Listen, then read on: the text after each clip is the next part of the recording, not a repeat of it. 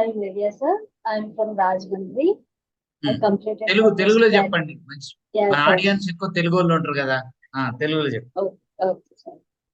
నా పేరు లేడియా సార్. నేను రాజమండ్రి నుంచి మాట్లాడుతున్నాను. నేను MBA 2015 లో పాస్ అవుతాను. 2015 లో ఏం చదివారు? MBA sir. MBA. ఓకే. అవును సార్. మల్లారెడ్డి కాలేజ్. ఓకే.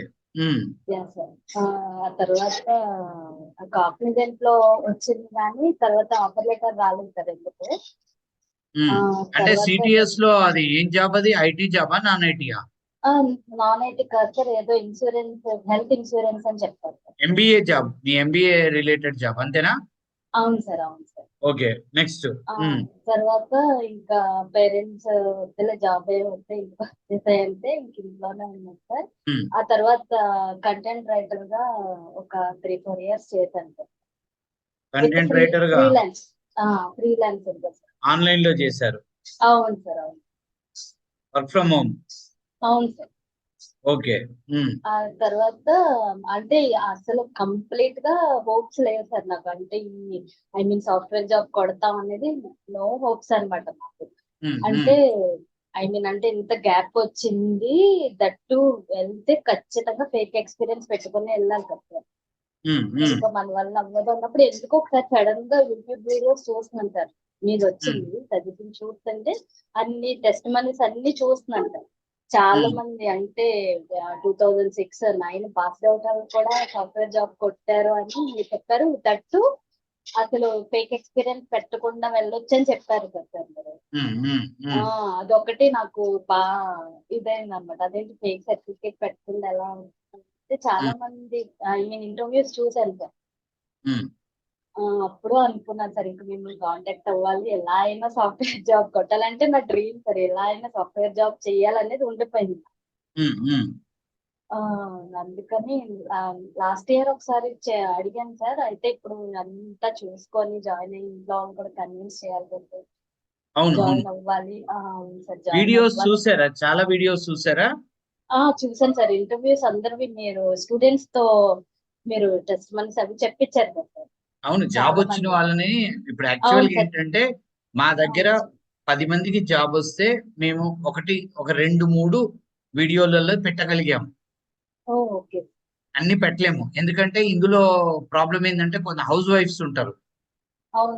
వాళ్ళు వీడియో చేయడానికి ఇబ్బంది పడతారు, వద్దు సార్ అంటారు. అంటే ఫ్యామిలీలో రిస్ట్రిక్షన్స్ ఉంటాయి కదా. సో వాళ్ళని కూడా ఓకే సార్ మేము వీడియో ఇస్తామంటే ఇంటర్వ్యూకి పెట్టిస్తాం. లేదు, కొన్ని సందర్భాలలో చాలా మంది జాబ్ వచ్చినాక తర్వాత చేద్దాంలే అనుకుంటాం. మా బిజీ, వాళ్ళ బిజీ, వీడియో షూట్ చేద్దాం అనుకున్నప్పుడు ఛానల్ వాళ్ళు బిజీ ఉండటం, వీటి వల్ల కూడా చాలా స్కిప్ అవుతుంటాయి. ఒక 100 మందికి ఆఫర్స్ వస్తే ఒక 20 మంది చేయించుంటాం మేము వీడియోస్ అంతే. ఐ డ్రీమ్, సిగ్నేచర్ చేసాం కానీ చాలా చాలా ఇంట్రెస్టింగ్ స్టోరీలు మిస్ అయినాయి. అంటే ఎక్కువ హౌస్ వైఫ్స్ వాళ్ళు ఇంట్లో అంటే ఇష్టపడరు కదా వీడియో ఎందుకులే అంటే. ఇంకోటి ఏంటంటే ఇక్కడ చాలా మంది గ్యాప్లు ఉన్నోళ్ళు వాళ్ళు ఎవరికి చెప్పకుండా కోర్సులు చేస్తున్నారు. ఫ్యామిలీలో అందరికి చుట్టాలకు తెలియదు కదా. సో జాబ్ వచ్చినా గానీ వాళ్ళు ఎక్స్పోజ్ అవటం ఇష్టపడరు.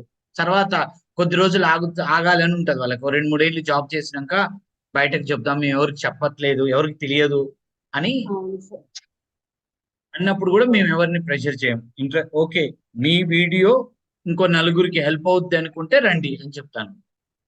అట్లా there are so many students who got jobs who are having 10 years, 15 years gap. ఈ మధ్య 2007లో బీజెడ్సీ పాస్ అయిన అమ్మాయి జాబ్ వచ్చింది ఫ్రెషర్.